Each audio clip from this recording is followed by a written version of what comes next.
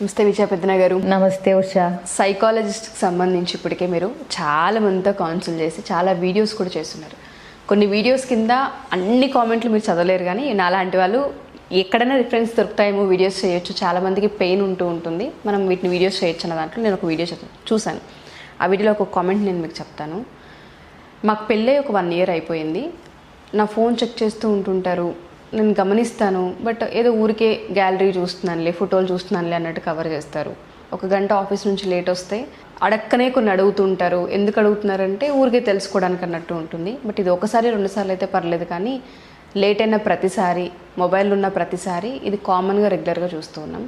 ఇప్పుడు నేను ఇది నన్ను అనుమానిస్తున్నావు అని అడగొచ్చా, అడగకూడదా? ఇవి సిమ్టమ్స్ ఏంటి? అసలు రిలేషన్షిప్లో మా ఇద్దరి మధ్య ఏం జరుగుతుందో అర్థం కావట్లేదు ఒక అమ్మాయి కామెంట్ చేసింది. ఈ సిచ్యుయేషన్స్ని ఎలా హ్యాండిల్ చేయాలి? అసలు ఇక్కడ 2 రకాలుగా తీసుకోవచ్చండి. ఒకటి, అతి క్యూరియాసిటీ ఉంటుంది, ఏం జరుగుతోంది ఈ అమ్మాయి లైఫ్లో తెలుసుకుందాము అనే క్యూరియాసిటీ. దాంట్లో అనుమానం ఉండాల్సిన పని లేదు. అలాగే లేట్ అయింది ఏంటి అంటే ట్రాఫిక్ వల్ల, లేకపోతే ఆ ఫ్రెండ్తో ఏమన్నా కాఫీకి వెళ్ళావా, లేకపోతే బాస్ ఏమన్నా పని చెప్పాడా. క్యూరియాసిటీ దగ్గర కొంతమందికి అంటే దేనివల్ల లేట్ అయింది అనే క్యూరియాసిటీ ఉంటుంది. ఏదో తప్పు చేసి వచ్చింది, అనుమానం ఉంది, ఎవరి దగ్గరకో వెళ్ళొచ్చింది అనేది ప్రతిసారి అనుమానమే అవ్వాల్సిన పని లేదు. కొంతమందికి ఏంటంటే ఈచ్ అండ్ ఎవ్రీ డీటెయిల్ కావాలని ఉంటుంది. సో ఆ క్యూరియాసిటీ కొన్నిసార్లు ఇది తను ఎక్కడ ఉందంటే ప్రతిసారి అడుగుతూ ఉంటే నాకు డౌట్ వస్తుంది. అంటే మనకు కూడా ఎక్కడన్నా ఇప్పుడు ఒకసారి క్యాజువల్గా అడిగారు అనుకోండి, క్యూరియాసిటీ అనిపిస్తుంది. రోజు లేట్ అయినప్పుడల్లా అంటే అదేదో మినిట్ టు మినిట్ ఎందుకైంది అడిగే విధానంలో మనకి అర్థమవుతుంది అది క్యూరియాసిటీనా లేకపోతే కొంచెం అనుమానం వైపుగా వెళ్తోందా అనేది. ఇలా ఒకవేళ అనిపిస్తే ఒకటి, కొంతమందికి చాలా ఫ్యాక్టర్స్ ఉంటాయి ఉషా. కొంతమందికి క్యాజువల్గా క్యూరియస్గా అడిగినా నన్ను అనుమానిస్తున్నావా అని ఇంత ఎత్తున లేస్తారు. ఓకే, సో కొంతమందికి నిజంగానే అనుమానం ఉండి అడుగుతూ ఉన్నా సరే క్యూరియాసిటీ ఏమోలే చూద్దామని ఓపిక పట్టే వాళ్ళు ఉంటారు. సో బట్ ఏదైనా అడిగి తెలుసుకోవాలి, అడగొచ్చు, క్లారిఫై చేసుకోవచ్చు. ఎందుకు అంటే నాకు అనిపిస్తుంది అంటే నువ్వు ఎదుటి వ్యక్తిని బ్లేమ్ చేయకుండా నీకు అనుమానమా, ఎందుకు అడుగుతావు ప్రతిదీ అని అనకుండా ఇలా అడుగుతున్నప్పుడు ఎక్కడన్నా నీకు ఏదన్నా అనుమానం ఉందేమో అని నాకు అనిపిస్తుంది, ఇది క్లియర్ చేయగలవా అని అడగొచ్చు. అంటే నువ్వు నన్ను అనుమానిస్తున్నావా అని డైరెక్ట్ క్వశ్చన్ కాకుండా ఎప్పుడు మనిషిని నువ్వు అన్నప్పుడు అది బాడీ లాంగ్వేజ్లో ఇట్లా చూపించినట్టు వస్తుంది. So it's like an attack. Okay, so నువ్వెందుకు లేట్గా వచ్చావు, అటాక్. లేట్ అయింది కారణం ఏంటో తెలుసుకోవచ్చా, ఇది క్వశ్చన్. నువ్వెందుకు లేట్గా వచ్చావు అన్నది ఆల్రెడీ అటాక్. అంటే అది అడిగే విధానం బట్టి ఎంత ఉన్నా నువ్వు అనేది ఒక నెగిటివ్ కంటెక్స్ట్లో మాట్లాడేటప్పుడు ఎదుటి వ్యక్తి మనం అటాక్ చేయాలనే ఉద్దేశంతో అనకపోయినా, బ్లేమ్ చేయాలనే ఉద్దేశంతో అనకపోయినా ఎదుటి వ్యక్తి తీసుకునేటప్పుడు వాళ్ళు అటాక్ లాగా తీసుకోవచ్చు. నువ్వు ఏంటి మేడం లేట్ అయింది అనగానే నేను క్యాజువల్గా తీసుకోవచ్చు, లేదంటే లేట్ అయింది అని నన్ను బ్లేమ్ చేస్తోంది అని అయినా నేను అనుకునే అవకాశం ఉంది. అవునా, అంటే లేట్గా వచ్చావని చెప్తున్నావు నాకు అనేది. సో అది మన అండర్స్టాండింగ్ని బట్టి ఉంటుంది. ఏంటి లేట్ అయింది అంటే నువ్వు క్యూరియాసిటీతో కూడా అడగొచ్చు. అంటే ఎవరన్నా వచ్చారా, లేకపోతే లేట్గా స్టార్ట్ అయ్యారా, what is the reason for late అనేది అడగొచ్చు. బట్ అది ఇప్పుడు హస్బెండో వైఫో ఒకళ్ళనొకళ్ళు అడిగారు అనుకో, అంటే నేనేమన్నా కొంతమంది అసలు ఊరికే క్యాజువల్గా అడిగితే కూడా అంటే ఏంటి, ఇప్పుడు నేను ఎవరితోనో వెళ్ళి కాఫీ దాకా వచ్చానని నీకు డౌటా, ఇట్లా వచ్చేస్తాయి. ఇవన్నీ వాళ్ళిద్దరి మధ్య అండర్స్టాండింగ్ని బట్టి ఉంటాయి. ఇది రైట్ క్వశ్చన్, ఇది రాంగ్ క్వశ్చన్, ఇది ఈ టైంలో అడగాలి, ఇది ఈ టైంలో అడగొచ్చు అనేది వాళ్ళ మధ్య ఉన్న అండర్స్టాండింగ్ని బట్టి ఉంటుంది.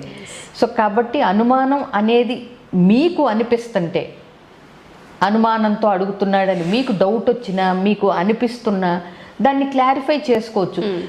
నేనంటే అనుమానం ఉందనుకుంటా అని మీరు మదన పడే బదులు ఏంటి ఏదన్నా డౌటా, నేను టైంకి రాకపోయినా నా ఫోను అక్కడ ఉన్నా చెక్ చేసి అది ఏదన్నా డౌటా, ఏమన్నా అనుమానమా అనేది అడిగి తెలుసుకోవచ్చు. అది కాకపోతే అడగటానికి ఒక విధానం ఉంటుంది. నువ్వు అట్లా అడుగుతున్నప్పుడు, నువ్వు అలా ఫోన్ చెక్ చేస్తున్నప్పుడు నా మీద డౌట్ ఉందేమో నీకు అని నాకు అనిపిస్తుంది. It should be your feeling. నీకు డౌట్ ఉందా, నీకు అనుమానం ఉందా అని డైరెక్ట్గా క్వశ్చన్ బ్లేమ్ చేసే కంటే నాకు అనిపిస్తుంది, యామ్ ఐ రైట్, అంటే నా ఆలోచన కరెక్టేనా అని అవతల వ్యక్తిని అడుగుతున్నాడు. ఇంకా నయం అనుమానం ఏముంది, నేను క్యాజువల్గా అడిగాను, ఏమన్నా ప్రాబ్లం అయిందా లేకపోతే ట్రాఫిక్ ఎక్కువ ఉందా అని చెప్పొచ్చు. కాకపోతే ఒకటి, మరి అనుమానం ఉన్నాళ్ళు నాకు అనుమానం ఉందని ఒప్పుకుంటారా కదా? ఒప్పుకోరు. కానీ నీకు డౌట్ వచ్చింది అని తెలిసిన తర్వాత అది తగ్గొచ్చు.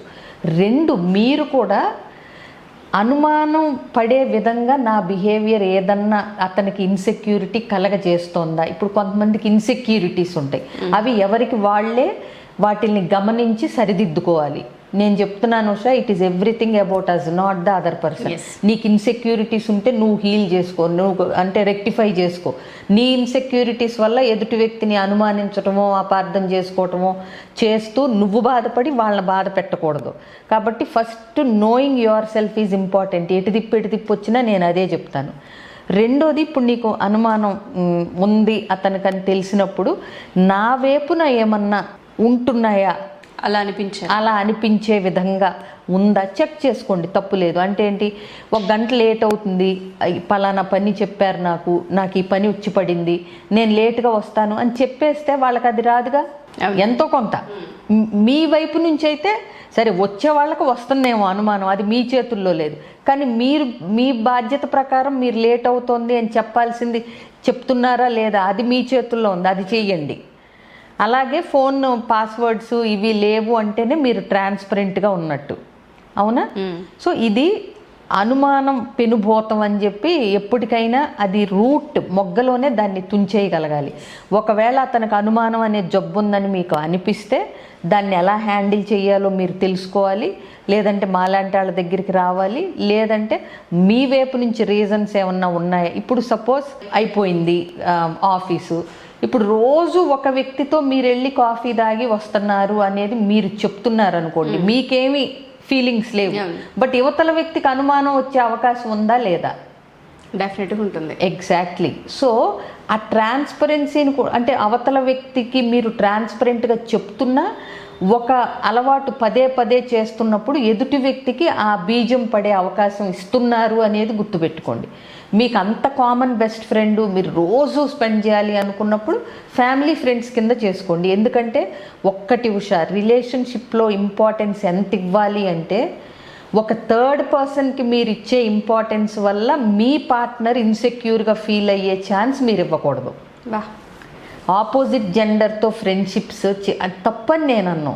బట్ అవి ఏ లెవెల్కి వెళ్ళకూడదు అంటే ఆ ఫ్రెండ్షిప్ చూసి మీ పార్ట్నర్కి ఒక జలస్ ఇన్సెక్యూరిటీ కలుగజేసే అవకాశం మీ వైపు నుంచి మీరు ఇవ్వకూడదు. వాళ్ళకు అనుమానం వస్తే దట్ ఈస్ దెయిర్ ప్రాబ్లం, మీరేం చేయకుండా. బట్ అవకాశాలు అయితే మీరు ఇవ్వకూడదు అనేది గుర్తుపెట్టుకోండి. ఎందుకంటే అంత ఫ్రెండు మీకు అలా అని ఇటు రిలేషన్షిప్ ఇంకా ఇంపార్టెంట్ అనుకున్నప్పుడు make a common friendship, family friendship. అతనికి కూడా పెళ్ళయింది అనుకోండి, హ్యాపీగా నలుగురు కలిసి ఫ్యామిలీ ఫ్రెండ్స్ అవ్వండి. బట్ ఏదైనా ఇదా దేనికోసం ఒకటి వదులుకోవాలన్నప్పుడు ఆబ్వియస్గా మీ రిలేషన్షిప్ కోసం మీ బయట ఫ్రెండ్షిప్ వదులుకోవాలి, ఆఫీస్ ఫ్రెండ్షిప్ అనేది, అవునా? సో ద ఇంపార్టెన్స్ అంటే ఈ రిలేషన్షిప్లో మీ పార్ట్నరే మీకు ఫస్ట్ ప్రయారిటీ అవ్వాలి. ఆ తర్వాత ఏవైనా మిగతావి మీరు మేనేజ్ చేస్తూ ఉండాలి. ఏ లెవెల్లో అంటే మీ ఇద్దరి మధ్య 3వ వ్యక్తి వల్ల గొడవలు, సమస్యలు, అనుమానాలు, అపార్థాలు వచ్చే రేంజ్కి మీరు తీసుకెళ్లకుండా వాటిని ఎలా హ్యాండిల్ చేయాలి, వాటిని ఎలా చెప్పగలగాలి అనేది ఇట్స్ యువర్ స్కిల్. తెలియకపోతే మేము ఉంటాం. బట్ ఎస్పెషల్లీ ఇది నేను ఒక రీల్ కూడా చేశాను. ఆపోజిట్ జెండర్ అంటే అబ్బాయి అయితే కనుక అమ్మాయితో వేరే అమ్మాయితో చేసే ఫ్రెండ్షిప్ మీ ఆవిడకి ఇన్సెక్యూరిటీ కలుగజేయకూడదు. అమ్మాయి అయితే కనుక మీరు ఒక అబ్బాయితో చేసే ఫ్రెండ్షిప్ మీ హస్బెండ్కి ఇన్ఫీరియారిటీ, ఇన్సెక్యూరిటీ అంటే కాంపిటీషన్ కింద తీసుకురాకూడదు. మీరు కంపీట్ అవడానికి కాంపిటీషన్ కింద ఎప్పుడు తీసుకురాకూడదు. Exactly. No opposite gender should be అంటే made competitive with your spouse. True. ఇది ఇది మీరు గుర్తుంచుకోవాలి. గుర్తుపెట్టుకోవాలి. ఎగ్జాక్ట్లీ. దాన్ని బట్టి మీరు ఆ ఫ్రెండ్షిప్స్ ఎంతవరకు చేయాలి, ఎక్కడ ఆపాలి అనే బౌండరీస్ మీరు తెలుసుకోవాలి. ఎందుకంటే మీరు సింగిల్ కాదు, మీతో పాటు ఇంకొకళ్ళు మింగిల్ అయి ఉన్నారు. ఎగ్జాక్ట్లీ. కాబట్టి అండ్ అనుమానం ఉంది, అనుమానం వస్తోంది అన్నప్పుడు అది మీ వల్ల అవునా కాదా, మీ బిహేవియర్ వల్ల అని చెక్ చేసుకుని, అది కాదు అని తెలిస్తే కనుక అది ఎట్లా మాట్లాడాలి, ఎలా సాల్వ్ చేసుకోవాలి అని అతనితో అయితే ఖచ్చితంగా మాట్లాడాలి, డిస్కస్ చేయాలి, దాన్ని తుంచేయాలి, దాన్ని మొదట్లోనే మొగ్గలో ఉండగానే దాన్ని తీసేయాలి. మీరు మీ అంతటా మీరు చేయలేకపోతే నాలాంటి వాళ్ళ దగ్గరికి, కౌన్సిలర్స్ దగ్గరికి వెళ్ళొచ్చు, ఎవరి దగ్గరికి అయినా పర్లేదు. డెఫినెట్గా మొత్తానికి ఆ అనుమానం అనే దాన్ని అయితే తీసేయాలి. లేదంటే అది పెరిగి పెరిగి పెద్దదయ్యి ఇంకా రిలేషన్షిప్లో మరీ ఇబ్బందులు దెబ్బతీసే ముందలే మీరు దాన్ని కట్ చేసేయాలి. డెఫినెట్గా ma'am. Thank you so much. Wonderful episode, చాలా నీట్గా ఎక్స్ప్లెయిన్ చేశారు. Thank you ma'am. Thank you so much.